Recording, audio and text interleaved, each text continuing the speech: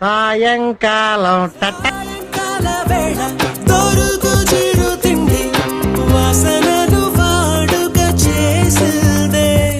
గుచ్చి కూడా చల్లగా నన్ను తాకే కొండ మల్లిక సరి జోడు నేనేగా అనుమానం ఇంకేలా అవ్వక మారు కలిసిన అందం అలా